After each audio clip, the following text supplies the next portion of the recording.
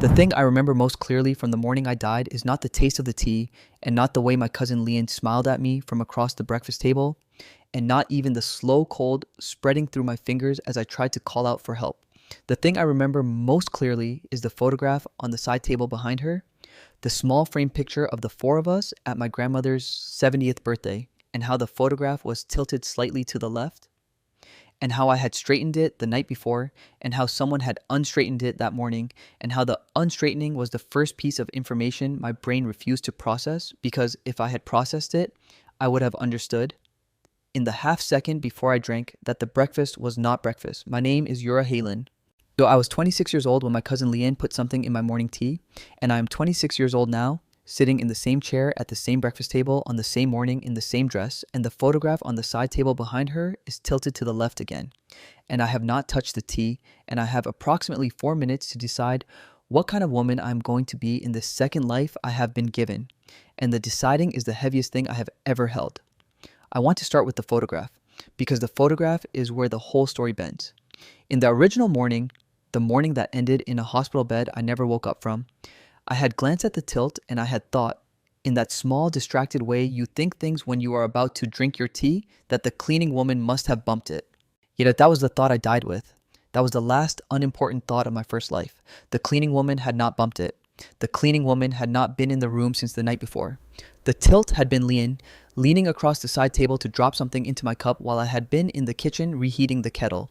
And the tilt had been the small physical evidence she had not bothered to fix because she had not expected anyone to ever look at the photograph again. She had not expected anyone to look because she had not expected me to live to look, and she had not expected anyone else to look because the photograph was a picture of me at 14 with my arm around her at 12. And after the funeral, nobody in the family was going to want to look at a picture of the cousin who had been like a sister to the dead girl. But the photograph was a piece of evidence that was only evidence to one person, and that person was supposed to be dead before lunch. I am telling you this in the order the meanings arrived, not the order the events did, because the order the events did would not make any of it make sense. The order the meanings arrived is the only way to understand a life that has been handed back to you with the receipt still attached. The second thing I remember from my first death, after the photograph, is the man who cried at my funeral. His name was Ravel Tesaro. He was the chairman and majority shareholder of Tesaro Holdings. The cold, quiet man whose face appeared in financial publications every other quarter, the man my grandmother had been trying to introduce me to for almost 2 years before she died. But the man I had refused to meet 4 separate times because I had decided, on the basis of 3 magazine photographs and 1 televised interview, that he was the kind of man I did not want to be in a room with. He was 34. He had inherited his father's company at 26 and had spent the next 8 years turning it into something the financial press could not stop writing about. And the writing had described him with the same 3 words over and over, which were cold, calculating, and untouchable. I had looked at his face in the magazines and I had thought, this is a man who has never cried in his life, and I had told my grandmother no 4 times, and the 4th time she had let it go.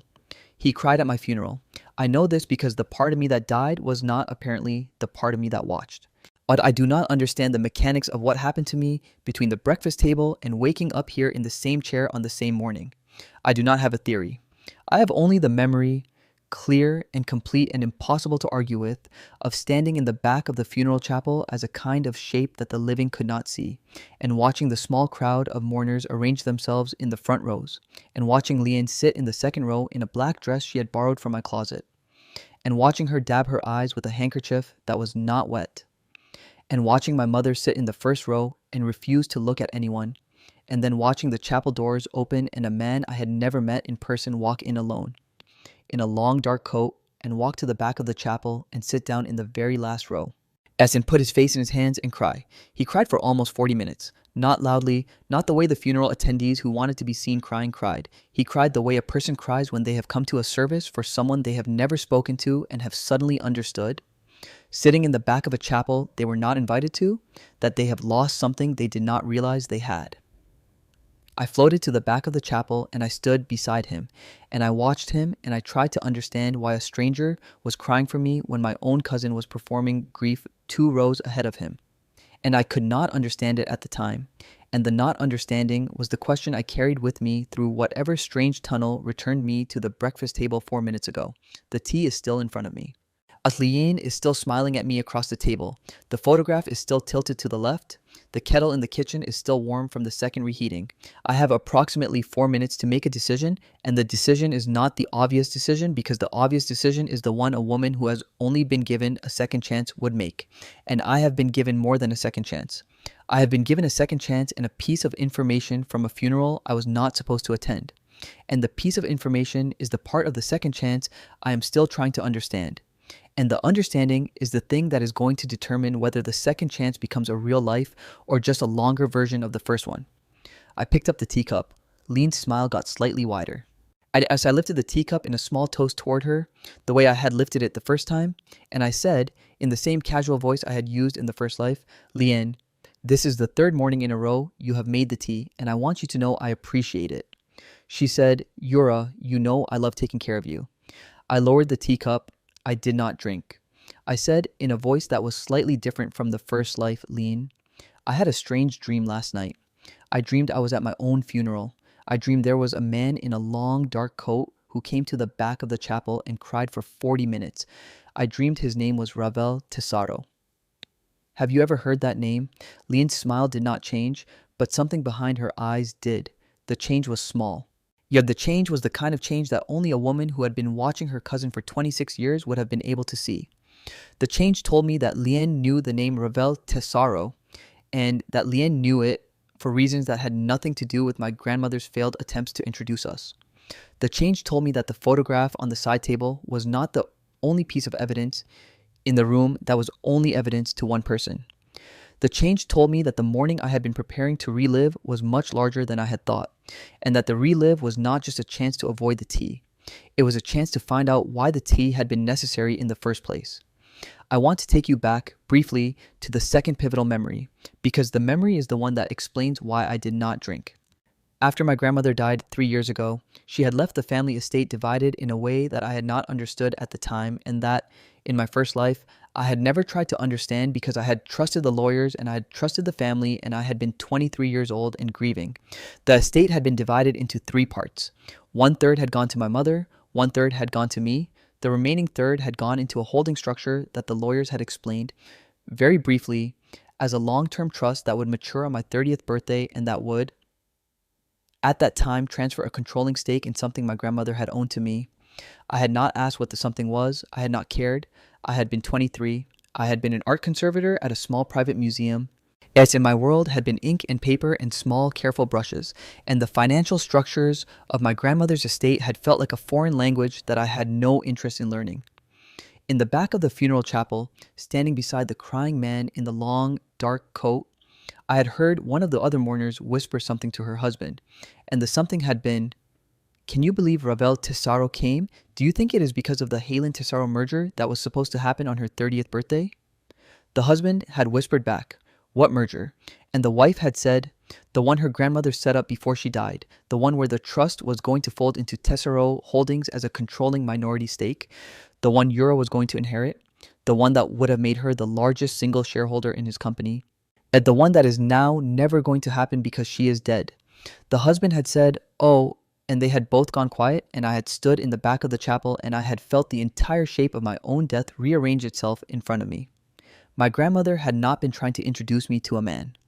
My grandmother had been trying to introduce me to a business partner. The introductions had been the polite social cover for a transaction my grandmother had been engineering for the last 2 years of her life, a transaction that would have made me, on my 30th birthday, the controlling minority shareholder in one of the largest privately held companies in the country, and that would have made me, by extension, a person whose financial decisions affected thousands of employees and millions in revenue. Yamasa had refused to meet Ravel Tesaro 4 times because I had thought he was a suitor I did not want. He had not been a suitor. He had been a man my grandmother had chosen to be the steward of an inheritance I had been too young and too uninterested to understand. And the choosing had been based on something my grandmother had seen in him that the financial press had never noticed, and the something had brought him to the back of my funeral in a long dark coat where he had cried for 40 minutes for a woman he had never met, because he had understood, even if I had not, that her death had cost him something he had been quietly preparing himself to receive. And the death had benefited exactly one person, the third of the estate that had been mine, and the controlling stake that would have been mine on my 30th birthday. Both reverted. And under the terms of the trust, to the next direct female descendant of my grandmother in the family line, which was Leanne. Leanne was the next direct female descendant because Leanne's mother was my mother's younger sister. And the trust had been written in the old style that prioritized blood lineage over named beneficiaries. And the old style meant that the moment I died, Leanne inherited not only my third of the estate, but also the controlling stake that was supposed to mature in 4 years. Leanne was 24 years old. Leanne had been working for the last 2 years as a junior associate at a small consulting firm that did contract work for, among other clients, Tesaro Holdings. Leanne had not gotten the job by accident. Leanne had been positioning herself at the edge of Ravel Tesaro's professional life for the last 2 years.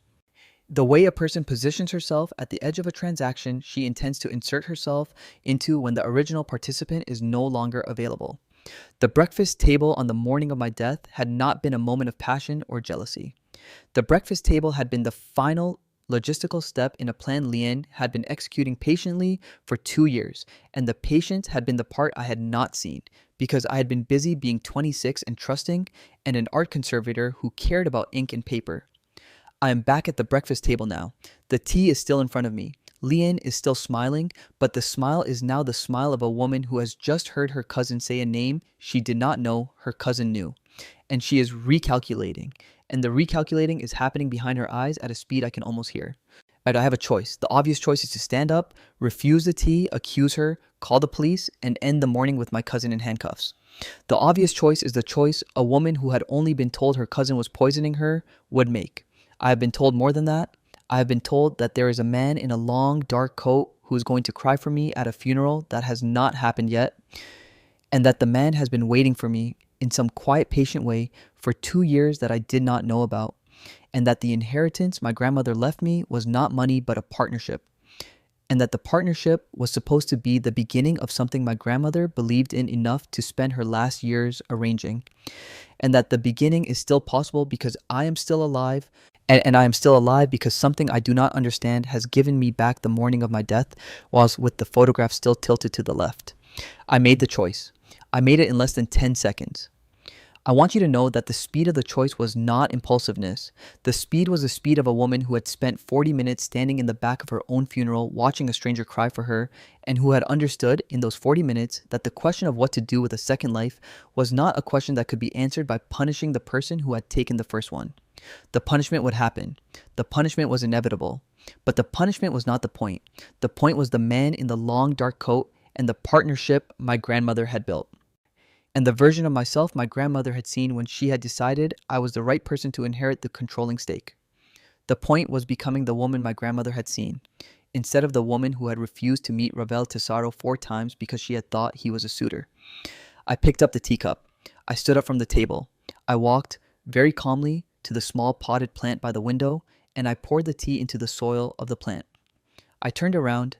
Leanne was no longer smiling. I said, "Leanne, I'm going to do you a kindness because we grew up in the same house, and because my grandmother loved both of us, and because I have decided that the woman I'm going to be in the next 4 years is not going to be a woman who starts her new life with a corpse on the kitchen floor. The kindness is this, that you have 1 hour to leave this house, and you are going to leave with nothing, and you are going to disappear into a life I am not going to follow. If you are still here in 1 hour, I am going to call the only contact in my phone whose name you do not know. And that contact is going to be a man named Ravel Tesaro. And I am going to tell him 3 things. I am going to tell him that you have been working at the edge of his professional life for 2 years. I am going to tell him about the trust and what you stood to gain. And I am going to tell him about the cup of tea I just poured into the plant. He is going to believe me. I do not know how I know that he is going to believe me, but I know it the way you know the things you know in dreams, and the knowing is enough. You have 1 hour. Go." Leanne stared at me for a long moment, but her face went through 3 expressions I had never seen on her before, and the third expression was the expression of a woman who had just understood that the cousin she had been planning to poison for 2 years had become, in the space of a single conversation, a person she could not predict and therefore could not stay in the same house with. She stood up. She did not say anything. She walked out of the dining room. I heard her go up the stairs to the guest room she had been staying in for the last week. I heard her open and close drawers. I heard her come down the stairs with a single small bag. I heard the front door open and close. I heard her car start in the driveway. I heard the car pull away. The whole thing took less than 20 minutes, and at the end of the 20 minutes, I was alone in the house I had grown up in. I sat with a plant that was about to die from poisoning and a photograph on the side table that I needed to straighten. I straightened the photograph, I sat back down at the breakfast table. I looked at the empty chair across from me. I felt nothing in particular. I was waiting for an emotion to arrive that would tell me how I should feel about what I had just done. And the emotion did not arrive. And after a while, I understood that the emotion was not going to arrive because there was no emotion that fit. I had not won. I had not lost.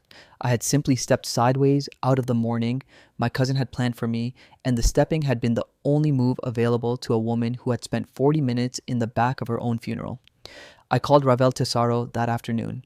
But the number had been on the back of one of the 4 invitations my grandmother had given me, the ones I had refused, and I had kept the invitations in a small drawer in my bedroom because I had not been able to bring myself to throw away anything my grandmother had touched in her last year. I dug them out of the drawer. The handwriting on the back of the 4th one was my grandmother's, and the handwriting said, Yura, please call this number when you are ready, and the number is for him personally and not for his office, and you are the only person besides me who has it. I called the number. He picked up on the 2nd ring. I said, this is Yura Halen. There was a long silence on the other end of the line. The silence was not the silence of a man who did not recognize the name. The silence was the silence of a man who recognized the name and had not expected to ever hear the voice attached to it. After a long moment, he said, in a voice that was not quite the voice from the financial interviews, Miss Halen, I have been waiting 2 years for this call. I said, I know. He said, can I ask what changed your mind? I said, I had a strange dream last night, and the dream told me some things I had not understood about my grandmother's decisions in her last year, and the things she had not told me directly but had been hoping I would figure out for myself. I said, I am calling because I would like to meet. I am calling because I am 26 years old and I have an inheritance maturing in 4 years that I do not yet understand, and you understand it better than I do, and I would like to learn from someone who understands. I am not calling for any other reason. I want to be clear about that. I am calling as the granddaughter of a woman who chose you for a reason, and the reason is the part I want to learn. He said, Miss Halen, I would like that very much. He said, can I tell you something before we meet? Because I have been carrying it for 2 years and I have not been able to say it to anyone, and I think you should know it before we are in the same room. I said, yes. He said, your grandmother and I had a conversation 3 weeks before she died, in which she told me that she was leaving a controlling stake in her family trust to you, and that she wanted me to be the steward of the transition, and that she had chosen me because she had been watching me for 10 years and had decided that I was a man who would not let her granddaughter be eaten by the financial world the way most young inheritors get eaten. He said, I told her I was honored. I told her I would do it. I told her I would wait for you to be ready. I told her I would not push and I would not interfere and I would not try to be anything to you that you did not want me to be. He said, in the 2 years since, I have been quietly doing the work of preparing the company for the integration that was supposed to happen on your 30th birthday, and I have been preparing it in a way that would protect you from the people in my own organization who would have tried to take advantage of a young inheritor. He said, I have done all of this without ever meeting you, now because your grandmother told me that you were stubborn and that you needed to come to it on your own terms, and I trusted her judgment, and I waited. He said, 3 days ago, I had a dream too, Miss Halen. I dreamed I was at your funeral. I dreamed I was sitting in the back of a chapel and I was crying for a woman I had never met. I dreamed it was the worst feeling I had ever had in my life. I woke up from the dream and I sat in my apartment for an hour and I almost called this number myself. And I did not because your grandmother told me to wait for you. And I had promised to wait. He said, I am very glad you did not make me keep waiting. I want to tell you that I had a sensible response prepared for this. I did not. I sat at my breakfast table with the phone pressed to my ear and I cried, very quietly. For the first time since I had returned to the morning. I cried because the man on the other end of the line had had the same dream I had had, or some version of it, and the same dreaming was the part I did not understand and was not going to try to understand, because some things are not for understanding, they are only for accepting. I cried because my grandmother had spent the last 2 years of her life trying to give me a gift I had refused to receive. And the gift had not been money or a husband. The gift had been a steward, a person who would stand at the edge of the part of my life I did not yet have the skills for and would protect me until I did. I cried because Leanne had almost taken the gift from me, and the almost was the closest I had ever come to losing something I had not even understood I owned. But I cried because the man in the long dark coat had been real, and the crying in the back of the chapel had been real, and the realness was the part of the second life that made the second life feel like more than just a do-over. We met 3 days later in a small quiet restaurant near the museum where I worked. He was taller than the magazine photographs had suggested, and his face was tired in a way the photographs had never captured, and when he stood up from the table to greet me, he did not offer his hand. He bowed slightly, the small, careful bow of a man who had been trained in the formal manners of his father's generation, and he said, "Miss Halen, thank you for coming." We sat down. We did not talk about the inheritance for the first hour. We talked about my grandmother. He told me 3 stories about her that I had never heard. Stories from the meetings they had had in her last year, stories about the way she had laughed when she was nervous, and the way she had drunk her coffee in 2 careful sips before answering a difficult question. I told him stories about her from my childhood. The stories did not connect us in any romantic way, and neither of us tried to make them. The stories connected us in a different way. The way stories about a shared person connect 2 strangers who have just realized they are both members of a small private club that has only one other member and that the other member is gone. After the first hour, we talked about the inheritance. He explained slowly and carefully what the trust actually was and what the controlling stake actually meant, and what my grandmother had been trying to build by attaching the 2 of us to the same long structure. The structure had not been a marriage. The structure had been a partnership of stewardship in which I would inherit the financial weight of the stake and he would inherit the operational weight of integrating it. And the 2 weights would be carried side by side for as long as the partnership held. And the partnership would hold for as long as both parties wanted it to hold, and not a day longer. There was no romantic clause. There was no expectation of anything personal. There was only the long, careful work of 2 people who had been chosen by the same woman to do the same job from 2 different angles. I asked him why my grandmother had not just told me this directly.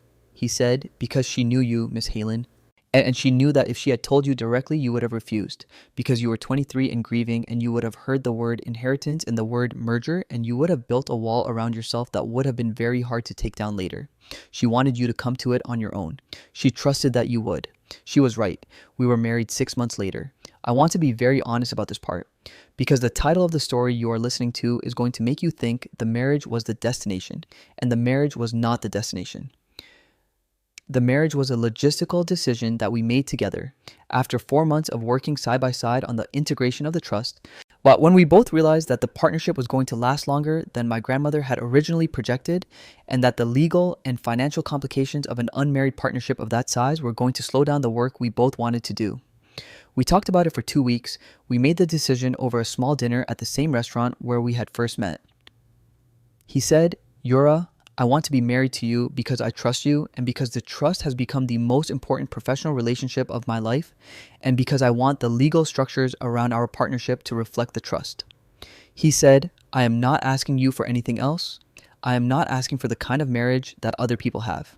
I'm asking for the kind of marriage that 2 people who have been chosen by the same dead woman built together when they realize that they are going to spend the rest of their lives carrying the same long thing, and they would rather carry it as one structure than as 2. I said, "Ravel, I would like that." We were married in the small registry office near the courthouse with 2 witnesses we had borrowed from his office, and we did not have a wedding lunch because we both had meetings that afternoon, and we walked back to his office together after the ceremony, and we worked until 7 in the evening, and then we went home, separately, to the apartments. We still kept separately because the marriage was a logistical decision and not a romantic one, and we were going to take the romantic part. If there was going to be a romantic part, that is slowly, the way you take everything slowly when you have already been given a second chance, and you do not want to waste it on rushing. The romantic part came eventually. I am not going to describe it in detail because the romantic part is the only part of this story that belongs only to me and to him and not to anyone listening. I will only tell you that it came about a year and a half into the marriage on a quiet evening in late October in the small kitchen of the apartment we had eventually decided to share after a long day of meetings about the integration of a subsidiary that neither of us had wanted to integrate but that the trust had required us to integrate, and that Ravel had made me a cup of tea. The way he had made me a cup of tea almost every evening for a year and a half, and I had taken the cup from him and I had said, "About Ravel, this is the first cup of tea I have actually wanted to drink in 2 years," and he had said, "I know, Yura, I have been waiting," and the waiting had been the entire courtship, and the entire courtship had taken a year and a half, and the year and a half had been worth it. because the cup of tea I had drunk that evening had been the cup of tea I had spent 2 lives trying to find. Leanne I never saw again. I did not look for her. I had told her she had 1 hour, and the 1 hour had been a real hour, and the leaving had been a real leaving, and I had decided, on the morning of the breakfast table, that the version of justice I needed for what she had done was not the version of justice that involved the police or the courts. The version of justice I needed was the version in which Leanne spent the rest of her life knowing that she had almost gotten everything she wanted and had been stopped by a single sentence about a dream, and that the woman she had thought she could poison had become the woman she had been trying to replace, and that the becoming had happened without her, and that the without her was the most permanent kind of erasure there is. I heard, through a distant family channel about 3 years after the morning, that Leanne had moved to another country and had married a man much older than her and was living a small, quiet life in a city I had never visited. I did not feel anything in particular when I heard this. I had already finished feeling everything I was going to feel about Leanne on the morning I had poured the tea into the plant. The plant died. I want to mention this because the plant is the small detail I keep coming back to. The plant on the windowsill of the dining room of the house I had grown up in absorbed the cup of tea Leanne had prepared for me, and the plant died over the course of the next 48 hours. Slowly, the way a plant dies when it has been given something its system was not built to process. And I watched the dying with a kind of careful attention that I'm still not sure how to explain. I watched the dying because the plant was the only physical evidence I had that the morning had been real, that the tea had been what I thought it was, that the second life I had been given had not been a hallucination produced by a tired woman who had wanted very badly for her cousin to be different than she was. The plant was the proof. The plant was the small green stand-in for the death I had not died, and the dying of the plant was the small private ceremony in which I marked the death I had escaped. And when the plant was finally dead, I took it out to the garden and I buried it in the small flower bed under the kitchen window. And I did not put a marker on the grave, because the grave was for me alone to know about. The photograph from the side table is now in a small frame on the desk in the study Ravel and I share. I straightened it the morning of the second life, and I have not let anyone tilt it since. The photograph shows the 4 of us at my grandmother's 70th birthday. And the 4 of us are my grandmother, my mother, Leanne, and me, and the photograph is 14 years old now, and the 4 of us in the photograph are no longer the 4 of us anywhere in the world. My grandmother died 3 years before the morning of the breakfast table. My mother died of natural causes a year after the marriage, peacefully, with me holding her hand, and her last words were, "Yura, I am glad you finally met him. Your grandmother was right about him, and I am sorry I did not see it sooner. Leanne is gone in the way that the living can be gone, which is the most complete way of all. I am the only one of the 4 left who is still in the photograph, and the photograph is the only place the 4 of us are still together. And I keep the photograph straight on the desk because the tilt was the thing that almost killed me. And the straightness is the thing I'm going to maintain for the rest of my life. I am not going to tell you that everything has been easy. The work of stewarding the trust has been hard. The work of being married to a man who was chosen for me by my grandmother and not by my own younger heart has required me to grow into a version of myself that the 23-year-old art conservator could not have imagined. The integration of the controlling stake on my 30th birthday, which happened almost 4 years after the morning, was the most difficult 18 months of professional work I have ever done. And Ravel and I disagreed about 3 major decisions during those 18 months. And the disagreements were real and exhausting and required us to learn how to be partners in a way that neither of us had been prepared for at the beginning. The marriage has not been a fairy tale. It has been the slow, careful construction of a life by 2 people who were both given something they did not deserve and who decided, separately and then together, that the only honest response to being given something you do not deserve is to spend the rest of your life trying to deserve it. Ravel still cries sometimes. Not often, not theatrically, just sometimes, in the evenings, in the small private way he allows himself to feel things when there is nobody watching except me. He cries when he talks about my grandmother, and he cries when he reads certain old letters she wrote to him during the planning of the trust, and he cried, very quietly, on the morning of my 30th birthday, when the integration was completed and the controlling stake formally transferred to my name, and the 2 of us stood in his office looking at the signed paperwork.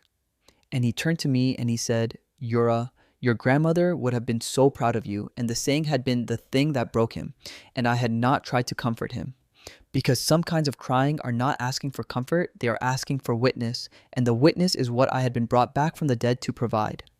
I think about the funeral sometimes, the funeral that did not happen, The 40 minutes I spent standing in the back of a chapel as a shape the living could not see.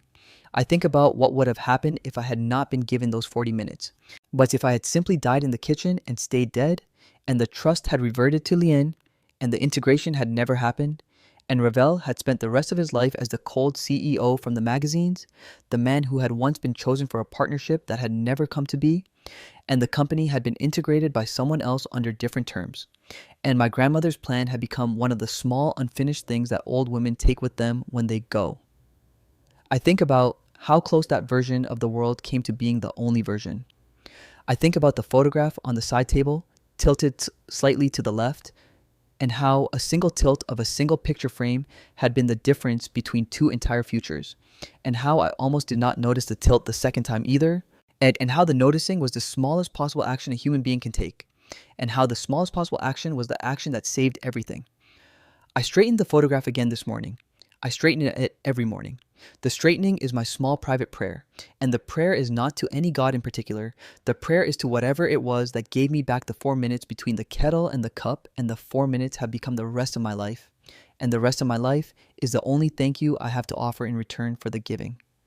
Ravel is in the kitchen making coffee. The plant under the kitchen window has been replaced with a different plant, a small healthy fern that I bought myself a year after the marriage and that I water every Sunday. As the morning sun is coming through the window in the slow, careful way the morning sun comes through windows in late October, Ravel is going to bring me a cup of coffee in about 3 minutes, and he is going to set it down on the desk in front of me, and he is going to lean over and kiss the top of my head, the way he has kissed the top of my head every morning for the last 3 years, and I'm going to drink the coffee, and the drinking is going to be the small daily proof that I am alive, and the alive is going to be enough, and the enough is going to be everything, and the everything is the only ending I want, and it is the ending I have, and I have it because of a man in a long dark coat who cried for 40 minutes for a woman he had never met, and I will spend the rest of my life being worthy of the crying. Yeah, and the worthy is the only word I have for what my grandmother saw in both of us, and I think she would be proud, and I'm going to drink the coffee now.